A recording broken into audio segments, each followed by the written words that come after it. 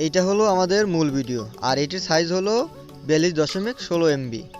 আর convert করার পরে আমাদের ভিডিওটি হলো এইটি, আর এটির সাইজ হলো 6.89 এমবি। আমরা যে সফটওয়্যারটি সম্পর্কে জানতে যাচ্ছি, এটা প্লে স্টোরে খুবই কম জনপ্রিয় কিন্তু অনেক কাজের অন্যান্য অ্যাপসের তুলনায়।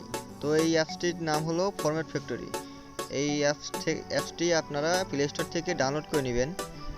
ডাউনলোড করার পরে আপনারা অ্যাপসটি ওপেন করে নেবেন। আপনারা দেখতে পাচ্ছেন আমার ডাউনলোড হয়ে গেছে, এই যে আমি সফটওয়্যারটি ডাউনলোড করে নিয়েছি। তো ওপেন করার পরে আপনাদেরকে সামনে কিছু পারমিশন দিবে, আপনারা অ্যালো করে দিবেন।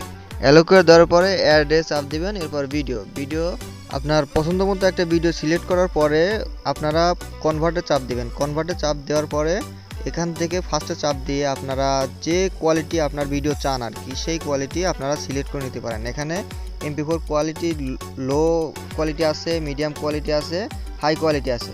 আপনার যেটা ইচ্ছা সেটা এখানে থেকে সিলেক্ট করে নিতে পারবেন। অবশ্যই যেটা লো করবেন সেটা এমবি আরও কম খাবে। তো আমি এখান থেকে একটি সিলেক্ট করে নিলাম।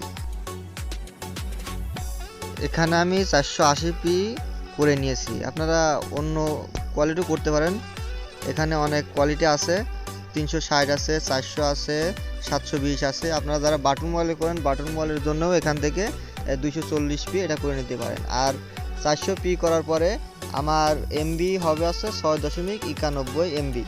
তো সব কিছু ঠিকঠাকভাবে হয়ে গেলে আপনার কনভার্ট না হতে চাপ দেবেন। কনভার্ট না হতে চাপ দেওয়ার পরে কিছুক্ষণের ভিতরে আপনার ভিডিওটি কনভার্ট হয়ে যাবে।